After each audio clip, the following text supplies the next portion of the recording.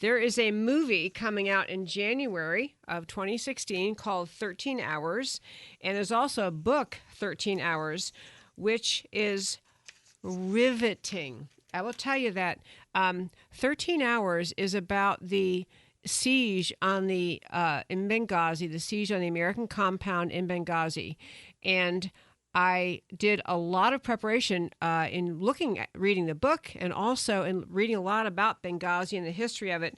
And this is a very, very, very important story for America. Really, it's an important story for America.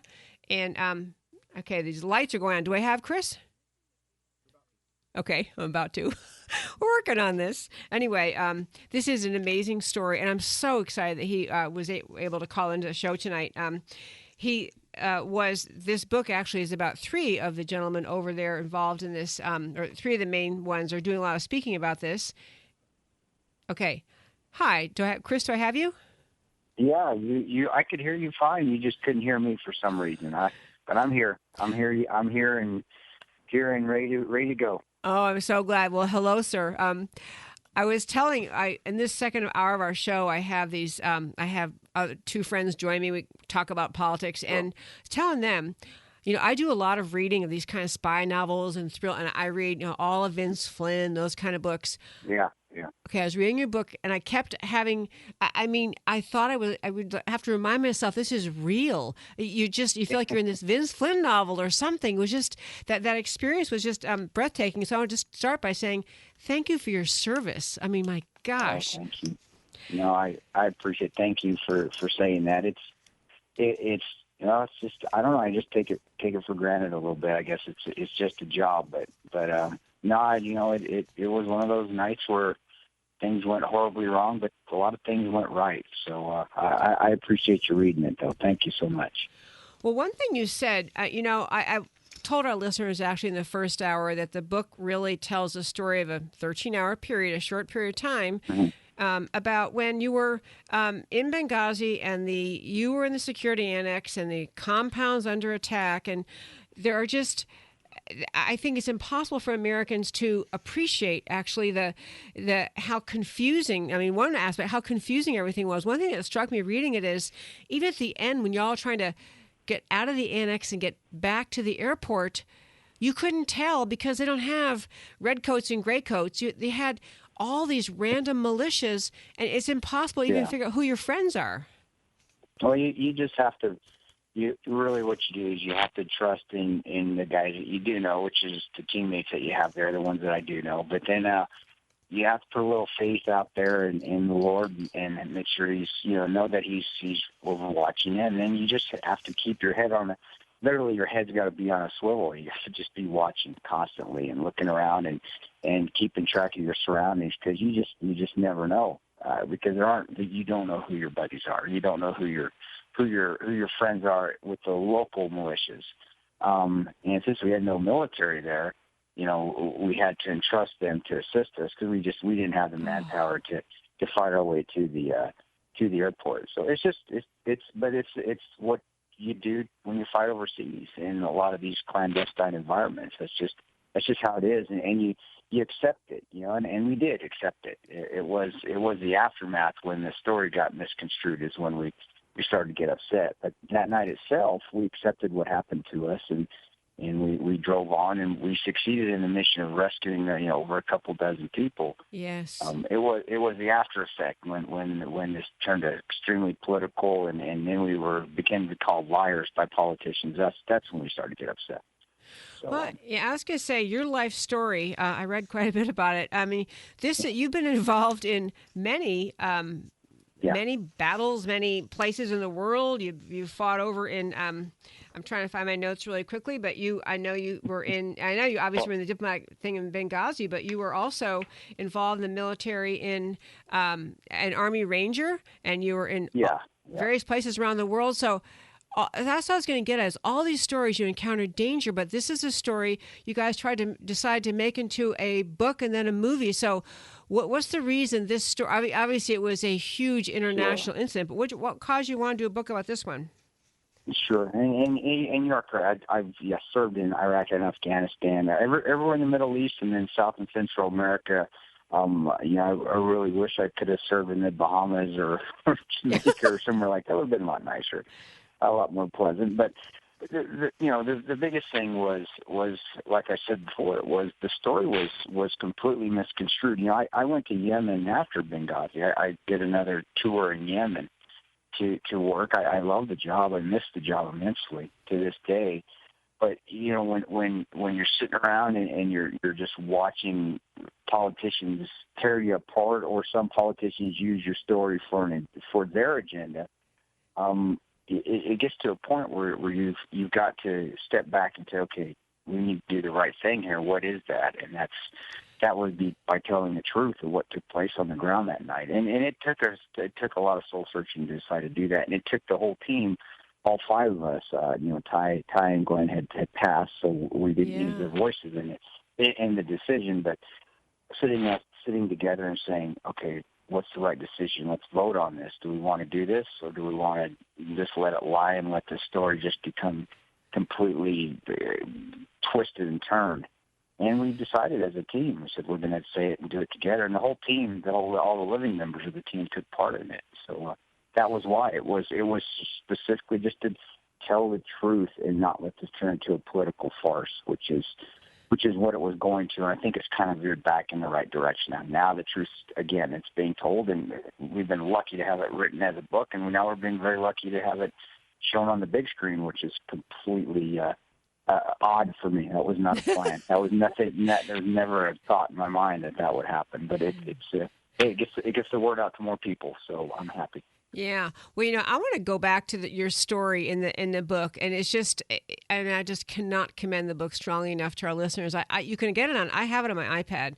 You can get it on electronic, but it's fabulous. But, I don't think most Americans had ever heard of Benghazi until September 11th of 2012, and it's on the sea, it's on the Mediterranean Sea. It's a it's a kind of center of Libya. Beside Tripoli is the other center of Libya. It's been a center of a lot of controversy, and I guess one thing I want to get into in this story, which is I know you guys don't want to be political, and I really do respect that. And this is a very conservative talk show, but I know you're doing political. Sure. But one big thing I just thought was that needs a better answer was when the compound first came under attack, and you could see what was starting to occur, there was a time when you were held back by the...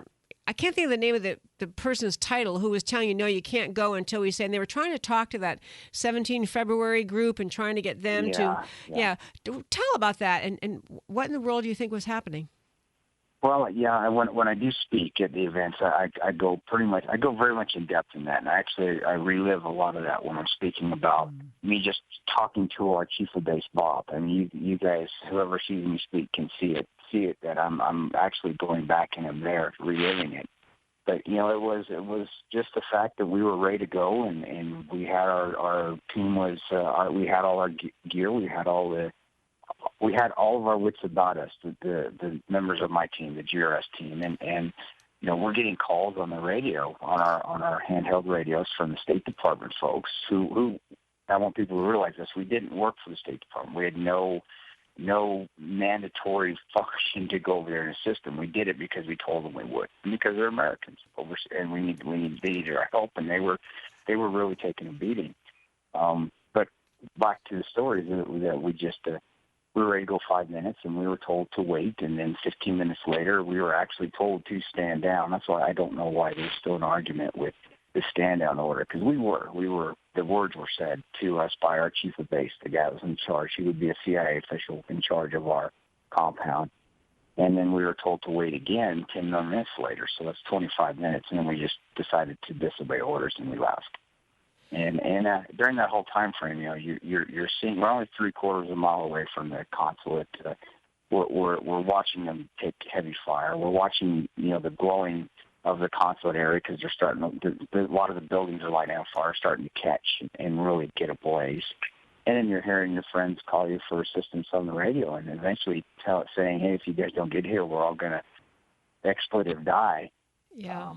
That's when you say, "Okay, it's time. We need to stop listening to our leadership and go." And that's hard for military guys to do because, you know, that's what we're trained to do is we listen to what our leaders are telling us. And the majority of the time when you're in special ops units, when you're with Rangers, SEALs, MARSOC, when you're Marine Special Operations, you know, Air Force PJs, whatever, you do have actually pretty adequate and competent leaders, wartime leaders. And in this case, it kind of backfired, to be honest, because we didn't have the competent wartime leader there, but we still reverted back to our training, which is to listen to our leadership. And it took us a little while to snap out of it. Kind of say, you know what, you guys know what you're doing. We got to go. And we left. And that was it. Yeah, you know, it's funny. I'll tell our listeners, this book reads so much like a novel, and when I read these books, they keep me awake at night, and I'm cheering on them, saying, "No, go, go, go!" And then I had to remind myself, it's a real story. They were actually living through this. And on that subject, you know, it is true. I was thinking about that when I was reading it, how you all have military background, and usually a standing, you know, a chain of command is a huge thing in the military, but you are really not exactly military. You're kind of quasi-military-ish, and so that it made it harder to figure out who's in charge, right? Well, we're paramilitary. We all work at that time. We all are out, and we are hired directly by the Central Intelligence Agency. So our chain of command is the CIA. That's who we answer to. The problem is some of these areas that we go work in.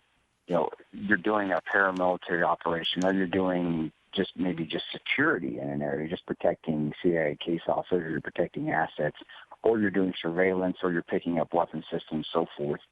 So you don't necessarily have to have a leader that is well-versed in military tactics, and that was how it was in Benghazi.